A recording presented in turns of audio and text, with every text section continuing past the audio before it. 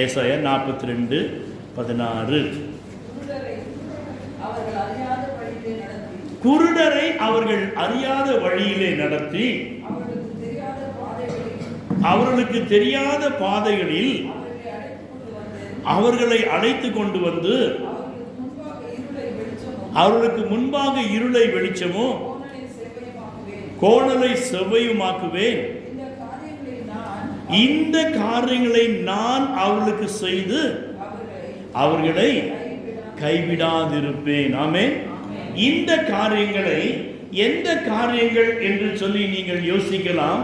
தேவனுடைய பிள்ளைகளை எந்தெந்த காரியங்கள் நமக்கு முடிக்க முடியாமல் இருக்கிறதோ, இது என்னாலே ஆகாது என்று எந்தெந்த காரியங்கள் உங்களாலே முடிக்க முடியாத காரியங்களை நீங்கள் ஆண்டவருடைய சமூகத்திலே ஆண்டவருடைய கரத்திலே கொடுக்கின்ற வழியிலே அவைகளை என் தேவன் முடிக்க நல்லவரும் வல்லவருமாய் இருக்கின்றார். ஆமென்.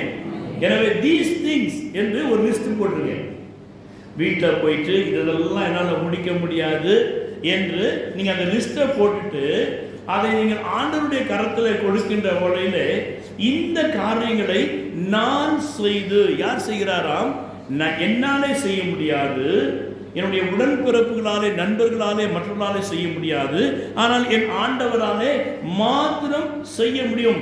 So he says I will do, நான் செய்கிறேன், செய்து கைவிடாதிருப்பேன், not forsake them, நான் அவர்களை கைவிடாதிருப்பேன் என்று சொல்லுகிறார். தேவனுடைய பிள்ளைகளே, ஆண்டவர் ஒரு காரியத்தை உங்களுக்காக செய்கின்ற வேளையிலே, அது உங்களுடைய வாழ்க்கையிலே முடிகின்ற வேளையிலே, அது செய்யப்படுகின்ற வேளையிலே இடையில எந்த தடைகளும் வராதபடிக்கு என் ஆண்டவர் நம்மை கைவிடாமல் காக்கிற தேவனாக இருக்கின்றார். ஆமென்.